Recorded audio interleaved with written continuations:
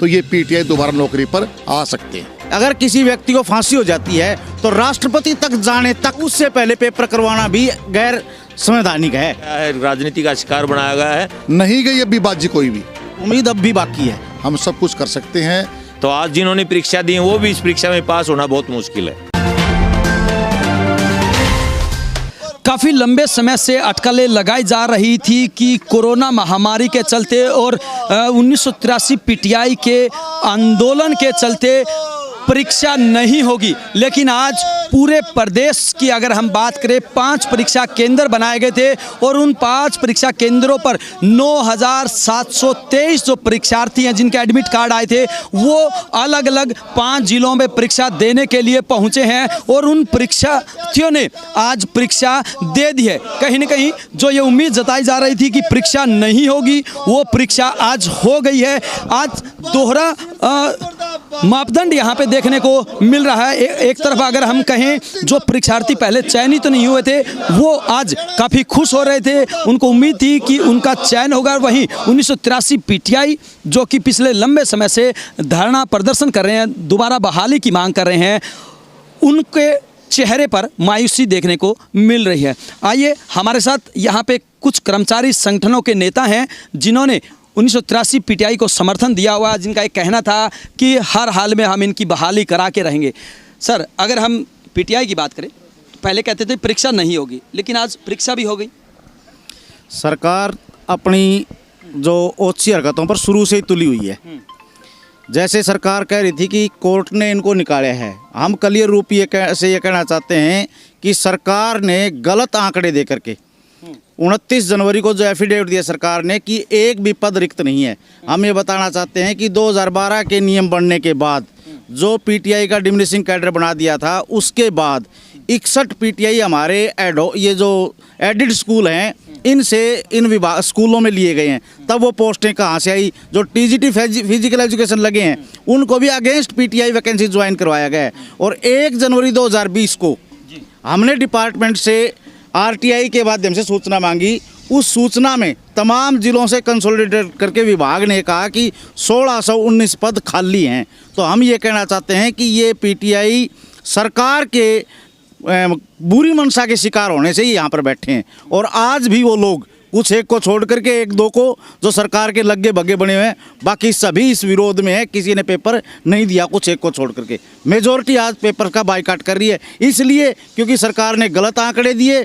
और इस कोरोना महामारी में जब ये न्यायालय के पास गए तो न्यायालय ने भी इनकी बीमारी का और इस महामारी का कोई बहाना नहीं सुनते हुए इस परीक्षा को करवाना ज़रूरी समझा, जबकि हरियाणा में 2 दिन का फिर से लॉकडाउन घोषित कर दिया गया था। लॉकडाउन घोषित कर दिया, लेकिन अगर हम उम्मीद की बात करते हैं, कर्मचारी संगठनों ने भी सभी 1983 पीटीआई को सहयोग दिया, समर्थन दिया, खाप पंचायतों ने भी दिया, काफ़ी सारे विपक्ष के नेताओं ने भी दिया, खुद पीटीआई भी सड़कों पर संघर्ष करते हुए नजर आए। लेकिन अब तो परीक्षा हो गई, अब तो उम्मीद की किरण क्या लगता है? उम्मीद अब भी बाकी है, हम फिर लड़ेंगे। हमारी जो रिव्यू पेटिशन है वो सुप्रीम कोर्ट में पेंडिंग है। और हम ये भी कहना चाहते हैं अगर किसी व्यक्ति को फांसी हो जाती है तो राष्ट्रपति तक जाने तक उसका वेट किया जाता है। जब हमारी रिव्यू पेटिशन लग चुकी है पीटीआई की तो उससे पहले पेपर करवाना भी गैर संवैधानिक है।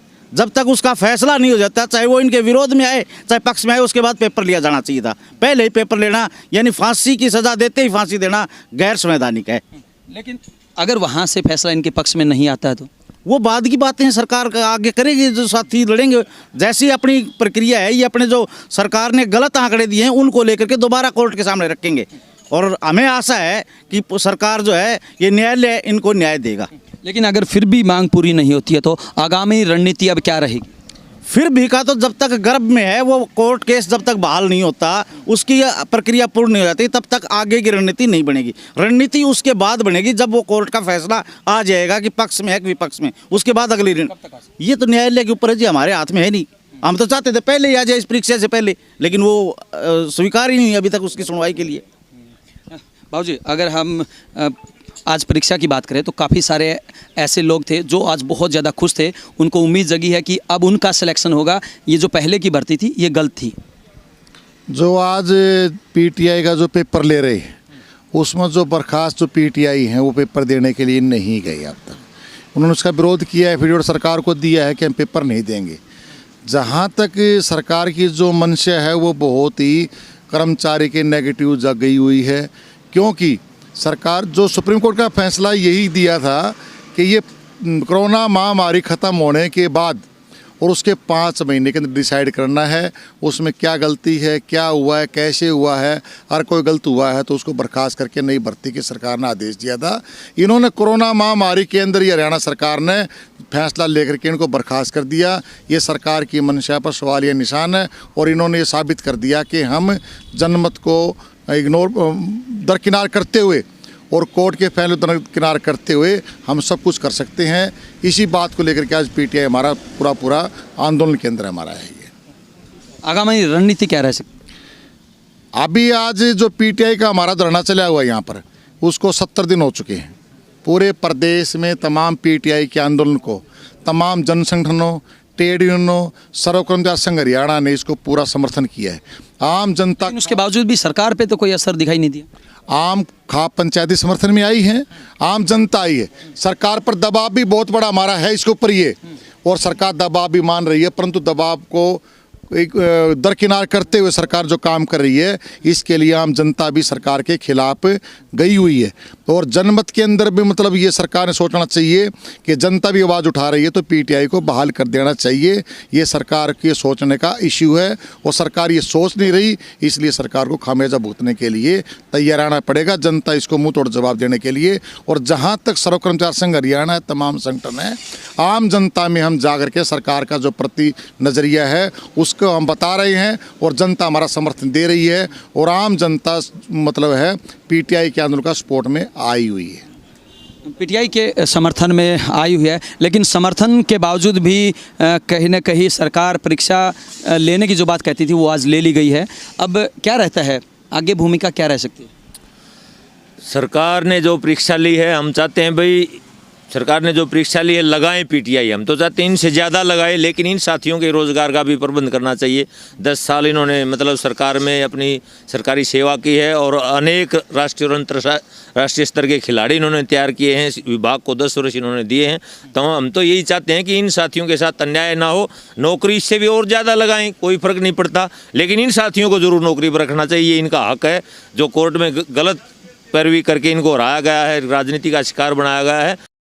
तो हम सभी कर्मचारियों की यही मंशा है कि इनको दोबारा अपनी नौकरी बहाल हो और ज़्यादा से ज़्यादा रोजगार दें। सरकार तो रोजगार देना है, काम सरकार का, रोज़ परीक्षाएं लें और ज़्यादा से ज़्यादा भर्तियां करें, लेकिन इन साथियों के साथ अन्याय नहीं होना चाहिए। आज जो परीक्षा हुई है, क्या लगता है कितने पीटीआई ने जो 1983 में शामिल थे उनमें से कितनों ने दी है और कितनों ने नहीं दी? आज सिर्फ लगभग 1500 पीटीआई एक जगह इकट्ठे हैं। सिर्फ 200-250 व्यक्तियों ने परीक्षा दी है और उनमें से भी पता नहीं कितने सफल होंगे न होंगे। और एक और इन्होंने विशेष कंडीशन रखी है, भाई इनमें से जो 50% अंक लेंगे वही परीक्षा में पास होंगे। ऐसा हमारा मानना है। शायद ही इसमें से 150 व्यक्ति पास हों। 50% लेना पेपर के हिसाब से देखते हैं, 50% अंक लेना बहुत मुश्किल है, क्योंकि ये 10-10, 15-15 साल इन्होंने अपने इसको विषय को छोड़े हो गए हैं। तो आज जिन्होंने परीक्षा दी है वो भी इस परीक्षा में पास होना बहुत मुश्किल है। आगामी आपकी तरफ से भूमिका क्या रहेगी? हमारी यही भूमिका है, हमारा संघर्ष इसी तरह जारी रहेगा। इन 1983 पीटीआईयों को जब तक पुनः सरकार अपने पद पर बहाल नहीं करेगी, हम अपना रणनीति बना करके इनके सहयोग करते रहेंगे और जब तक सहयोग करते रहेंगे जब तक इनका आंदोलन चलेगा। जी, अगर हम महिला संगठनों की बात करें तो उनकी भूमिका कैसी रही है? उनकी भागीदारी 100% रही है। जितने भी हमारी पीटीआई महिलाएं हैं वो कदम से कदम मिला के जेंट्स लोगों के साथ अपना पूरा भागीदारी निभा रहे हैं। घर का काम छोड़ के बैठी हैं, छोटे बच्चे हैं और जैसे सर्विस करते हैं उस दौरान तो महिलाएं पीछे नहीं हैं, पूरा अपने धरने पे। लेकिन असर सरकार के ऊपर कोई असर दिखाई दिया? असर तो देखो, हम धरने पे जो हमारी है वो धरने पर हम बैठे हैं। ये तो सरकार ने सोचना है अभी क्या गलत कर रहे हैं, हम क्या ठीक कर रहे हैं। निर्णय तो उन्होंने ही दिया। लेकिन सरकार तो कहती है कि हमने सही किया है, क्योंकि कोर्ट के आदेश थे, उस कोर्ट के आदेश के अनुसार ही हमने काम किया। उन्होंने सही किया तभी तो धरने पे बैठे हैं ना। हमें गलत साबित कर दिया है ना, तो नहीं तो धरने पे बैठेंगे डोबल ना आती। यही विचार है मेरा। आगामी क्या रणनीति? आगामी देखा जाएगा क्या रहेगा, कोर्ट क्या करती है। ये देखिए, ये कर्मचारी संगठन है। जहाँ तक सरकार की जब मंशा स्पष्ट और होगी इस बात की दिखाई दे रही है, बेईमानना इसके अंदर है ये। अगर तमाम ये जो एमएलए हैं, एमपी हैं, मंत्री हैं, सभी ज्ञापन दिए गए, सांसदों के ज्ञापन दिए गए, पीटीआई ने अपने बहाली के लिए आंदोलन के जो ज्ञापन दिए और सरकार से मांग की है। अगर सुप्रीम कोर्ट का जो फैसला आया है वो फैसला जो न्यायपालिका का है, उसको बदलने के लिए विधान पालिका के पास भी पावर है, बहुत बड़ी है। अध्यादेश पास करके न सुप्रीम कोर्ट फैसले को निरस्त करके न इनकी नौकरी बहाल रखी जा सकती थी, परंतु सरकार नहीं चाहती कि अध्यादेश पास करके न मतलब इनकी नौकरी बहाल करें। वो इनको पूरा मन बना चुकी थी, इनको हटाना है। जहाँ तक अब तो इनके हाथ से बाजी चली गई, नहीं गई अभी बाजी कोई भी, इनके हाथ में सब कुछ है।